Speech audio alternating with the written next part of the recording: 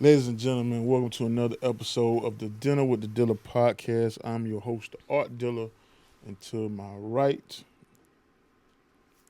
on my left, what it is? Right or Right, left? Is my right? right, I'm tripping. It's been raining all night. right. Is a singer, songwriter, performer. I done seen her do a little bit of everything. She leads a couple bands in the area. Ladies and gentlemen, welcome Angel Brown. How you doing? I'm good. I'm Good. Yes. Okay. Before we get started, can you describe to the people who is Angel Brown in your own words? Ooh. We gonna start like that. Okay, Yeah, we're cool. gonna start like that. I'm gonna say Angel Brown is an innovative singer that's constantly changing Okay. and evolving with the times. Mm-hmm. Because I'm not who I was when I started, Mm-hmm. and even at this point in my career, I'm still changing and still adapting to where the music industry and this live band industry is going. Mm. So tell me the difference in between then and now with the music industry and the live band community. The industry is, I want to say the industry is trying to get away from live bands, Mm-hmm. because even when we go out to see shows now, you're seeing less and less musicians on stage, and you're Mhm. seeing more DJs and maybe a two-piece band, and we're Mhm. losing that aspect of the live field, because I think that's why a lot of people like to come see cover shows, is because they're going to get something they're really not going to get at their favorite artist show, unless you're going to see like Beyonce and the artists that got the budgets for bands nowadays. Gotcha. But that's where we're losing it at, because we're Mhm. getting so digital and so AI, to where we're losing the genuine feel of what music really is. Okay. Can you tell me the moment where you just figured that music is your calling? Like, what was it that made you say, "This is what I need to be doing"? This is going to be weird. Okay. So I was in college. My sister was working at Pizza Hut, Mm-hmm. and she had her co-workers was like, "Oh, we got a studio," and she was like, "My sister could sing and she could rap." So they was like, "Oh, well, we want to see what she could do." So me and my sister went to the studio. I'm in there trying to rap, child. Imagine that, Dory.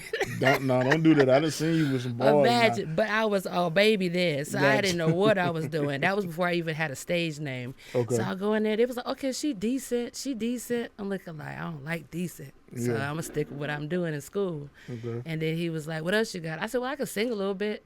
So he was like, "Well, sing one of your favorite songs," and I sung, and he was like, "Oh, forget the rap. You're a singer." I was like, "All right, then. Okay, so okay." And then they started working with me. Shots out of T-Shack in Aiken County. Okay. We worked on a project. We got it done in 6 months. Mhm. And he was like, "Yo, you could do this. Okay. Like, you legit can do it." And that was 2006. Okay. And I was in the studio grinding. And then I met Rudy Collins and all them. And then they gave me a taste of the live music, just being a fan. And then one day I was like, "You know what? Can I sing with y'all a couple times?" So I would go to the open mics, and then the rest is history. This is history. The rest is history. So, ATL Dream Vision became a group when we started Mahogany Lounge. God, good days, yeah. Yeah. Where did because I remember I remember one time Aubrey was leading, and then I think it pivoted, and then I think it was you and Saran. Okay. How did that come about? Aubrey, I never had the chance to really, really meet Aubrey, but I always saw her when I did go to the open mic shows, Mm-hmm. when they were the house band, and then we were Serrano or Ike, as everybody know. Mm-hmm. Me, I was the last one in, so it was Saran, Liberty, Okay. and Storm. So it was Okay. them first, and King David when he was still living in the CSRA. Mm-hmm. And then I came in last because I came in as a fan. Okay. And I was like, "Well, how do y'all practice and how do y'all get ready for the shows?" And it was like, "Well, come to a practice." I'm looking like, "Okay, I'll come to a practice." Mm-hmm. And I give shots out to them because without that team and that circle, I really wouldn't be who I am today. Okay. Because I learned how to be in a group. Okay. And I learned how to do BGVs and be lead, how to switch in between, because everybody can't do that. No, you're right. So I had to learn how to sing with other people. Mm-hmm. And now that's my favorite thing to do is BGV. Like BGVs. Without, how would you describe your artistry without mentioning any genres? I would describe my artistry as limitless, Mm-hmm. because it depends on the mood that I'm in on that day, Okay. on what I'm actually going to write, Mm-hmm. or what kind of feeling I want the record to actually portray. Okay. That's part of the reason I ain't done an album yet. Because I just can't condense all the feelings in one. I've done an EP, Mm-hmm. but I've never done an album because I'm so jumpy. Because just my playlist alone, you can catch rock in there, country in there, Mm-hmm. classical, jazz, and I be wanting to do everything, and I can't condense it. So I'm like, Why not do everything? I think I'm gonna try it in 2026. I think I really am. It's just gonna be like a album with a B, and a C, and a D side on it, just to get my feet wet, so I can have something for every occasion. Yeah, but I think sometimes the best music is created when you're free. Yeah, When yeah, you're free from a certain form, because in the space we're in, correct me if I'm wrong, you're an independent artist, correct? absolutely. So the benefits of that is you're able to create whatever it is you want to create. Absolutely. And those who are your community are definitely gonna get behind it. And what tends to probably could happen is you start generating different types of community Yeah. by doing that. Yeah. So I think that's that, something. yeah. I think that's something. I've seen you perform. I've heard some of your songs, but I never knew that, and I never thought to ask that question. Why you don't have an album? Because most people, you know what I'm saying, in the area got a body of work or something they put together. Yeah. Especially for as long as I've seen you perform. Mm-hmm. So I've been around. Yeah. But I really haven't. I have not done an album. Mm-hmm. Because, I mean, my singles do good. And I'm like, you know how you get creatively, you'll get in a funk. Yes. And COVID was a motivation. It forced me to go in the studio because, we couldn't perform. We couldn't be out. Right. So it forced me to go in the studio and do stuff. Mm-hmm. And I'm sitting on a whole bunch of music that I'm like, I'm not that person anymore. Mm-hmm. So it's just finding that inspiration to get back into the writing process, because it's like giving birth. Yeah. You let it out, and when you give birth to that baby, you want that baby to be received well, and if you don't, I am the type will pull it back down and be like, okay, let's try something else, because this one's not working. Because I'll record a record and I'll hold on to it and listen to it for weeks and months before I even put it up.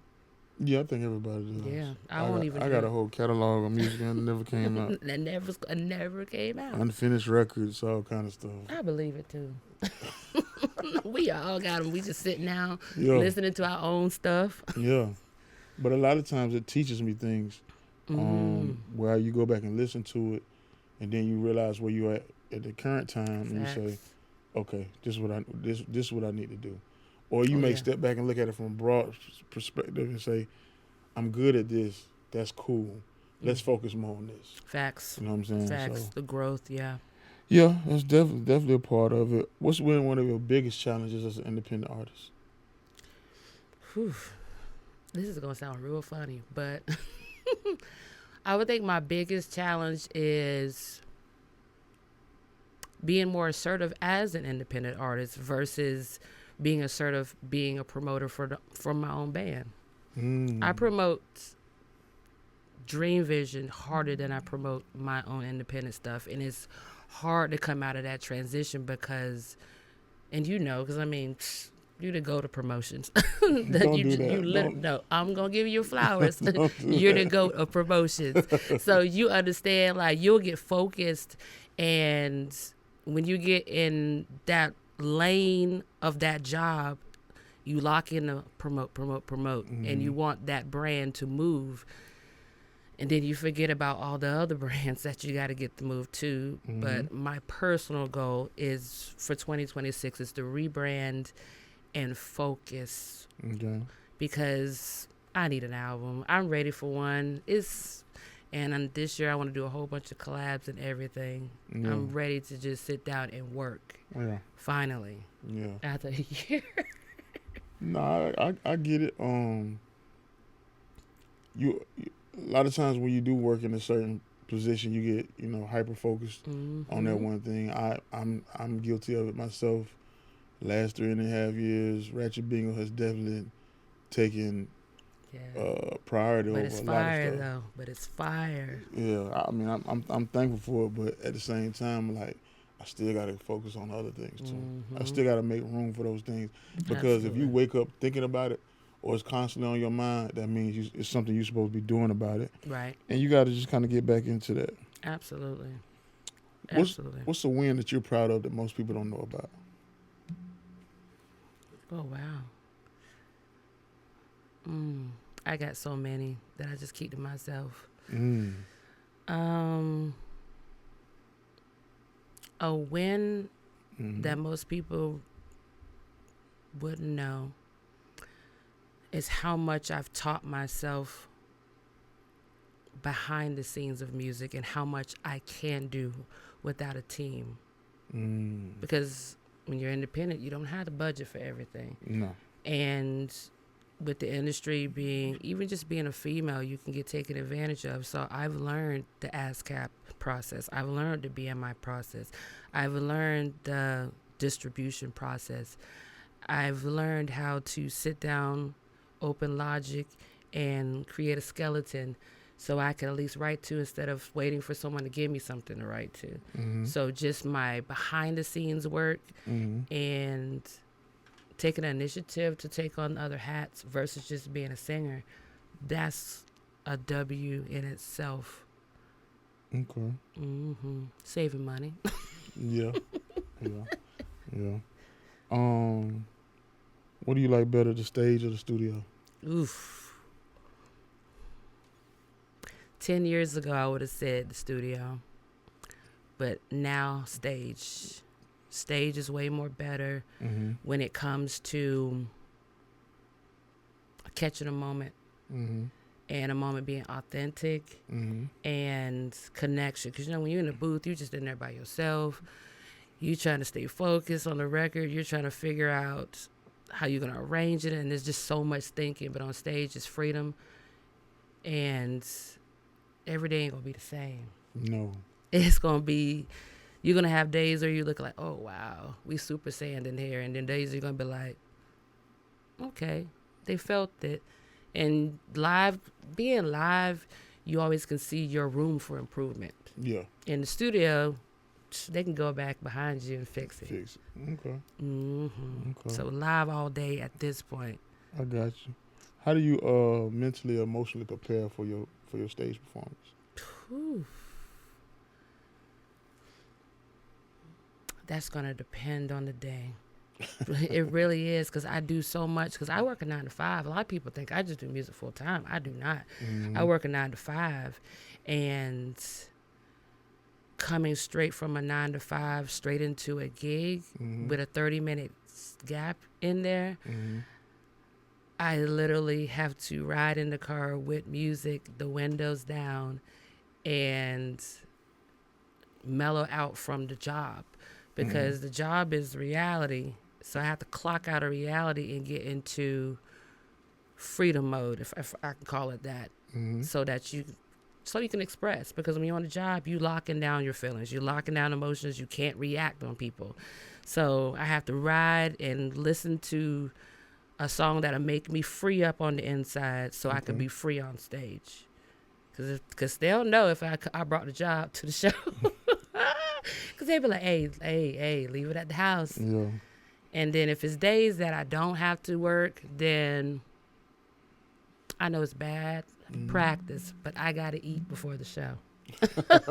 I got to eat before the show because it's just something about like, it's like my vocal cords. They just need like some coating or something. And I try not to do like the lemon and all the other stuff. I can't do that. But I was told that's not good. It's not. It'll strip it. Yeah. Peppermint's good. I have like this crazy addiction to Hall's cough drops. Like I eat them like candy. And yeah, I was told room temperature. I had a couple times where I was recording in the midst of record, like during that season, I lost my voice. Oh wow. Yeah, like for real. Like I had a project in the mix. Oh, and I had to take like a month off. Hurt. Cause I'm literally losing my voice. Oh. As a matter of fact, the funny part is Biz will catch. Biz be like, "Bro, you sick?" I'm like, "What you mean?" He like, "Your voice don't sound right. Come out." Right, and I'm listening. I'm like, I'm losing my voice. And like a few days later, it's like, in and out. But yeah, I from those situations, I've learned, I think, room temperature water, because what happens is the vocal cords are dry. Yeah. And you need the water to, two things water going to do is going to deal with your bacteria, as well as it's going to, you know what I'm saying, hydrate your vocal cords. Because when you lose them, that means they're dry. Yeah. And then when you put in that lemon, it's acidic. It's not. It's drying out even more. Yeah, it's not. So when people say that, I'm like, no, you don't want to do that. I'm good on the lemon. Yeah, no, I don't want to do the lemon. That's a little old school for me. Yeah. Yeah. What you like better, late night or early morning writing? I'm going to say late night because I can think at night. I'm an overthinker, and that's where I do the most thinking is at night. So I would say late night. Yeah. Because I can get up in the morning, but I'm not a morning person. Like, I can get up, get ready, and go. But I promise you on the inside, I'm like crying. Like, I need another hour at least. But late night is always going to be, and believe it or not, my favorite place to write is in my car. So I will put that track on and play it and play it and play it. When I get to a red light, all right, that works. Then I'll let it, I'll work that line, and then next red light, all right, let me put it down again. And then, late night, ride in the car, windows down, the beat blasting. Okay. That's vibes. Okay. What's a song you wish you wrote? So many. There's so many that I really wish I wrote. Ooh, let's see. There's so many. I really wish I would have wrote Lose Control. That's such a good record. Which one? Teddy Swim. I really wish I would have wrote that. I mean, there's a couple older ones, but just so it'd be more relevant, because we don't want the young ones to be like, who sings that? Because I could go in the crate. But yeah, Lose Control is one. And if I had to choose a second, I would say Mud, because I like Mud. Mud is just such a good record. It's so simple. It is. But it's so good. Yeah. I agree. And the musicality of the records, too. They just sound so good. But Lose Control is definitely number one. It has a little bit of everything I would want as an artist. Okay. I can see that. Behind it. I can definitely see that. I know right now you're getting ready to transition, so we talked about rebranding, talked about a music project. Right. With the current times, what's one word to describe this season for you? This next season is going to be, for one word to describe it,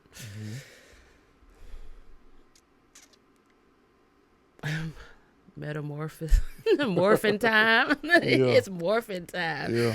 It's time to go ahead and stop being scared and become who I'm supposed to be, because I hide behind the cover shows. I hide behind the covers, and it's time to literally morph into that next person.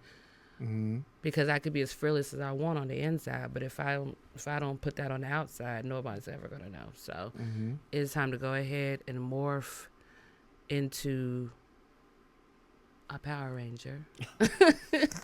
I'm so 80s. I love it. So, what? Tell me. So what is it that you feel that gets in the way of you doing that?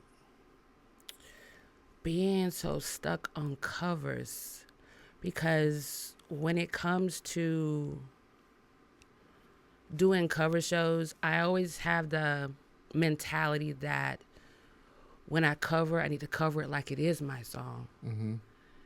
And in a sense, it ends up becoming my song. And then covering will make you lose who you are as an authentic artist, because you get so used to covering, you forget what you actually do. Yeah. And I get a lot of comparisons to like Erica, and I'm like I love Erica, but That's not I'm true. stuck in a box. Yeah. So, and then you get stuck in that lane. Live music, you can get stuck. You get stuck with the crowd. You get stuck with the shows. You get stuck with the gigs. You get stuck with the praise. Let's just call it what it is. You get stuck with it. You're like, oh my God, that song should have been yours. This isn't that. It starts gassing you up a little bit.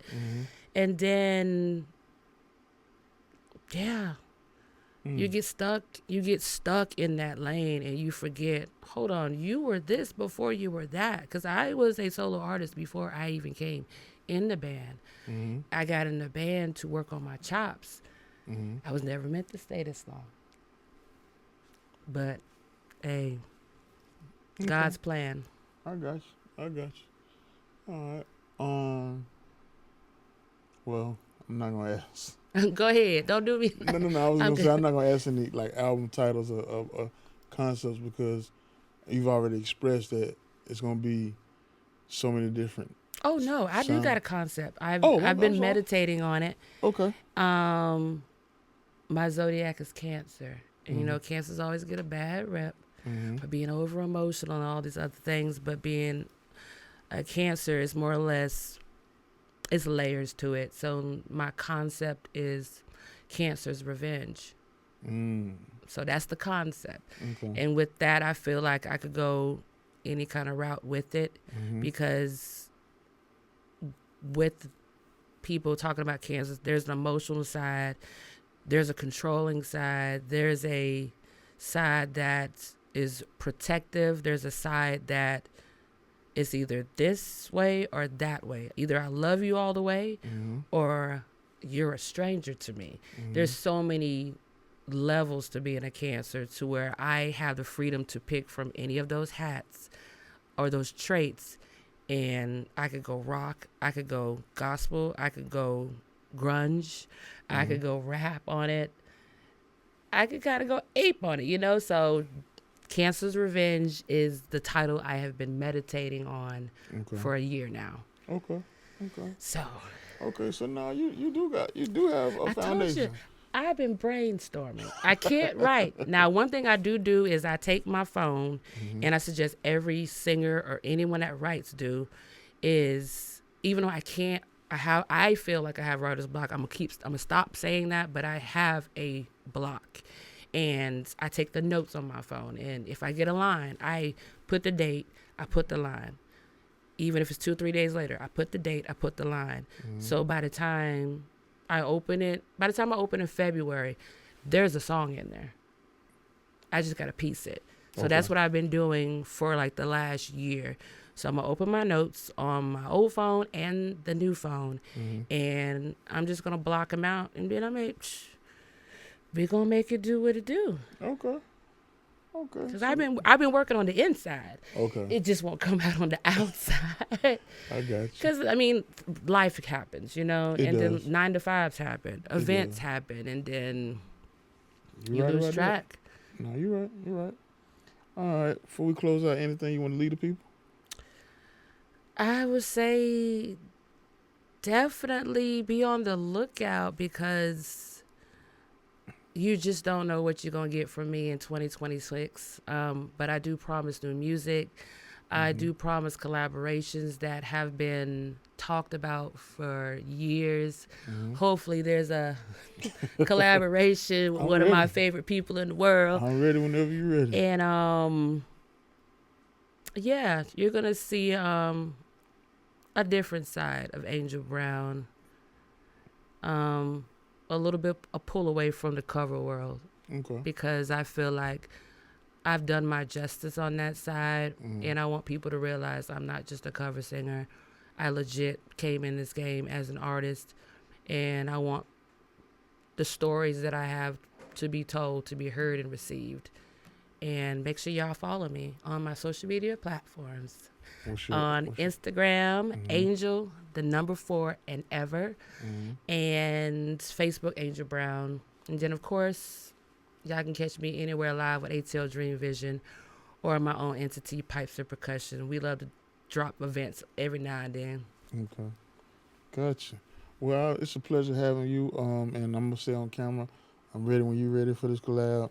You definitely have to send a note and say, hey, this is going to be epic. Yeah. It's going to be epic. Ready whenever you're ready.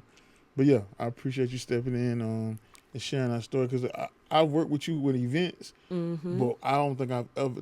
I think this is the first real conversation. Yeah, that we chopped it up. For real, and it's been years. You know it has, and that's wild. And I'm sitting thinking about it. Yeah. But no, I'm looking forward to what you got to offer. I'm always in support of independent You really artists. are too, and I shot you out for that because you've been looking out for the artists in the city, and looking out for venues for years. Yeah. And I give you your flowers on that because you're an inspiration. You're the curator. I'm just and I'm inspired. We whether people admit it or not, you inspire us. Straight up. I appreciate it. All right, ladies and gentlemen, that's another episode of the Dilla Podcast. We out.